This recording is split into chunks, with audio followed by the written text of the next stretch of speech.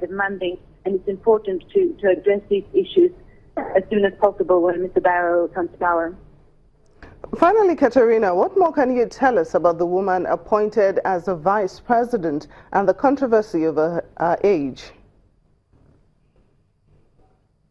Well, according to the Constitution, the nominee to vice president can only be 65 years, and Mr. Fatoumata Yalo Tambayang is 66 years. So this goes against the Constitution. I have not been able to find out if it's possible to make an exception for Madame Yalo Tambayang. She's definitely a very experienced politician. She would be a good choice for a vice president position. The problem now being her age, and I'm sure that Mr. Barrow's advisors are going to look into this to see if she's actually eligible for the position or not. Well, Katerina Oije, thank you so much for joining us on Network Africa. At least 4 soldiers have been killed and 5 others wounded in Somalia after a roadside bomb exploded outside a military camp in a town near Mogadishu. The blast in Afgoye, about 30 kilometers southwest of the capital, took place a day after the Al-Shabaab group carried out a raid in the same town that was repulsed by government troops. Al-Shabaab, which has been waging an insurgency across Somalia, claimed responsibility for the bombing. The group is fighting to topple the Western-backed government in Mogadishu. Meanwhile, the U.S. government has approved a deal to sell 14 aircraft to the Kenyan military for about $418 million. The U.S. Defense Security Cooperation Agency says the aircraft will be used in the fight against the Islamist militant Al-Shabaab, which is headquartered in Somalia and has carried out some of its deadliest attacks in Kenya. The agency adds that the aircraft, called air tractors, will be able to get much closer to the fighting than the current F-5 fleet. The sale contributes to the foreign policy and national security of the U.S. as Kenya is a regional leader in the fight against Al-Shabaab. Still talking diplomatic relations, Egyptian President Abdel Fattah al-Sisi and U.S. President Donald Trump have discussed ways to boost the fight against terrorism and extremism. Mr. Trump told President Sisi in a telephone call that he appreciates the difficulties faced by Egypt in its war on terror and affirmed his administration's commitment to supporting the country. That's according to a statement released by Mr. Sisi's spokesman, Ala Yusuf. White House spokesman Sean Spicer also told a news briefing that President Trump and Mr. Sisi discussed ways to deepen the bilateral relationship and support Egypt's fight against terrorists. The U.S. president also commended Sisi for his efforts to deal with Egypt's economic challenges, and he offered to discuss how the United States can support its economic reforms. The federal government has warned Nigerians to avoid traveling to Libya as the penalty for illegal migration to the country is the death sentence when caught.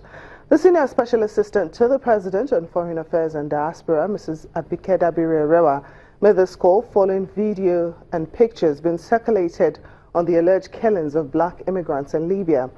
The presidential aide said although the authenticity of the pictures and videos are yet to be confirmed, Libya has been executing illegal immigrants for years. We hope to have more on that story when we are joined by the Senior Special Assistant to the President on Foreign Affairs and the Diaspora. In the meantime, guards and officials at major ports in Libya's eastern oil crescent say they are hoping foreign workers will soon return as they struggle to build on output gains with meager resources. The National Oil Corporation reopened 3 ports in the curve of coastline south of Benghazi in September after the Libyan National Army led by Khalifa Haftar seized them from a rival faction. The lifting of a long blockade at the ports helps Libya's oil output to double to over 600,000 barrels per day. The head of the Petroleum Facilities Guard deployed in the port says oil and gas network in the whole of the eastern region from Libya's eastern and southern borders with Egypt, Sudan and Chad to the central region of Sirte was now secured. According to him, foreign workers could return. We invite them to come back and resume their work, and the area that we have outlined is a safe area. Until the outskirts of Sirte in the west is under the protection of the oil institution, and the general leadership is at Sirte's main operations room, and now all the companies are serving it. Last month, another blockade was ended at a pipeline in western Libya, pushing production to more than 700,000 barrels per day. That's still well below the 1.6 million barrels per day Libya was producing before a 2011 uprising and subsequent armed conflict which severely disrupted output. Production in the oil crescent is still far under potential. Recent and future gains threaten to complicate efforts by the Organization of the Petroleum Exporting Countries to cut output and bolster global prices, though Libya's recovery remains at risk from political chaos and security threats. Officials have cautioned that any recovery will be gradual because infrastructure has been damaged by fighting and degraded by disuse.